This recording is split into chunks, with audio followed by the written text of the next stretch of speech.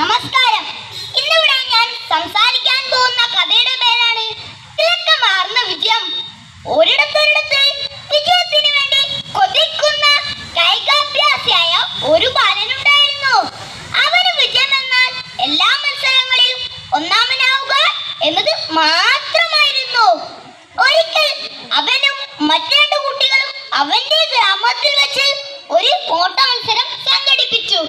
ഈ ആവേശകരമായ മത്സരത്തിന് സാക്ഷികളാവാൻ വൻ ജനാവലി തന്നെ അവിടെ തടിച്ചുകൂടി നിന്നു. കൂട്ടത്തിൽ ഈ മത്സരം കാണാൻ ദൂരദിക്കിൽ നിന്നും ഒരു ജ്ഞാനിയായ വൃദ്ധനുമുണ്ടായിരുന്നു. ആ കാത്തിരുന്ന മത്സരം തുടങ്ങി. തുടക്കത്തിൽ എല്ലാവരും ഒരുമിച്ച് മുന്നേറിയെങ്കിലും ആ ചെറുബാലന് അവൻ നിശ്ചയദാർഢ്യവും ശക്തിയും കഴിവും ചേർത്ത് കുതിക്കുകയും ഒന്നാമനായി എത്തുകയും ചെയ്തു.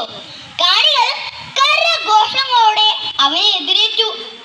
ഒരു സന്തോഷവും കാണിക്കാതെ ആ ജ്ഞാനിയായ വൃദ്ധൻ ശാന്തനായിരുന്നു. വീണ്ടും മത്സരം നടത്താൻ തീരുമാനിച്ചു. ആ മത്സരത്തിൽ രണ്ട് ശക്തരായ യുവാക്കൾ ചെറുബാലനോട് മത്സരിക്കാൻ മുന്നോട്ട് വന്നു. ആ മത്സരത്തിൽ അവൻ വീണ്ടും ഒന്നാമനായി പൂർത്തിയാക്കുകയും ചെയ്തു.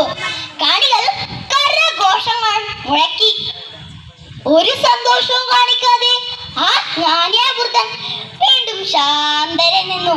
പക്ഷേ ചെറുബാലന് അവന്റെ വിജയത്തിന് അതിരറ്റ സന്തോഷവും അഭിമാനവും ഒക്കെ തോന്നി. വീണ്ടും മത്സരം, വീണ്ടും മത്സരം അവൻ ആർത്തു വിളിച്ചു. ആ സമയം ജ്ഞാനിയായ വൃദ്ധൻ മുന്നോട്ട് വരികയും രണ്ട് പുതിയ എതിരാളെയും കൊടുത്തു. ഒന്ന് അവശയായ ഒരു മുതിർന്ന സ്ത്രീയും ഒരു അന്ധനും.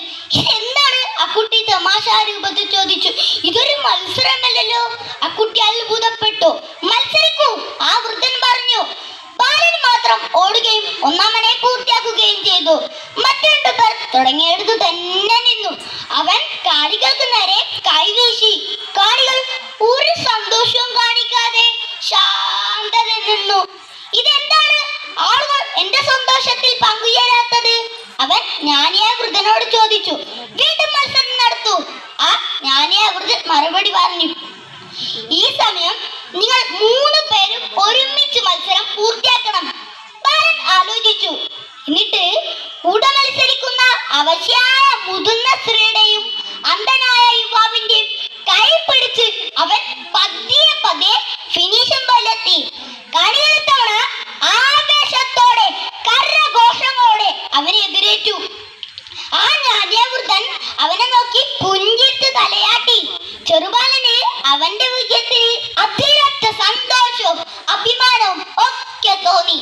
അപ്പൂപ്പ, അപ്പൂപ്പ, ഞങ്ങളിൽ ആർക്ക് വേണ്ടിയാണ് കൈയടിച്ചത്? എനിക്ക് മനസ്സിലാവുന്നില്ല, അദ്ദേഹത്തോടൻ ചോദിച്ചു. അദ്ദേഹം അവന്റെ തോൾ കൈവച്ചു കണ്ണിലോട്ടെ നോക്കി പറഞ്ഞു. മകനെ, നീ മത്സരിച്ച മറ്റു മത്സരത്തിനേക്കാൾ തിളക്കമുള്ള മത്സരമാണ് ഈ മത്സരത്തിലെ നിന്റെ വിജയം. അവർ ഒരു വിജയിക്ക് വേണ്ടി അല്ല കൈയടിച്ചത്. സുഹൃത്തുക്കളെ, നിങ്ങൾ ജീവിതത്തിൽ എന്തിനു വേണ്ടിയാണ് ഓടിക്കൊണ്ടിരിക്കുന്നത്? മത്സരത്തിലെ വിജയമാണോ നിങ്ങളുടെ ജീവിതത്തിലെ ഒരേ ഒരു അളവുകോൽ? നിങ്ങളുടെ ജീവിതത്തിലെ സായാഹ്നത്തിൽ പുറകോട്ട് തിരിഞ്ഞു നോക്കുമ്പോൾ നിങ്ങളുടെ ചോദ്യങ്ങൾ ചോദിക്കപ്പെടും. നിങ്ങളുടെ കൂടെ ആരാണ് ഓടിയത്? അവർ അവശരും മുതിർന്നവരുമാണെങ്കിൽ നീ അവരെ ലക്ഷ്യസ്ഥാനത്തിൽ എത്തിക്കാൻ സാധിച്ചിട്ടുണ്ടോ? നിങ്ങൾ ഒരുമിച്ചാണ് മത്സരം പൂർത്തിയാക്കിയത്. നിങ്ങൾക്ക് മത്സരിക്കാൻ പറ്റിയ മറ്റു മത്സരത്തിനേക്കാൾ തിളക്കമുള്ള മത്സരമാണ് ഈ മത്സരം. അതുകൊണ്ട് ഓടുക. ജീവിതം എന്ന മത്സരത്തിൽ ഓടുക തന്നെ വേണം. പക്ഷേ ഒരു കാര്യം മറക്കരുത്, വിജയിക്കുക എന്നതല്ല പ്രധാനം, ഇതിൽ എങ്ങനെ പങ്കെടുത്തു എന്നതാണ് പ്രധാനം. നന്ദി, നമസ്കാരം.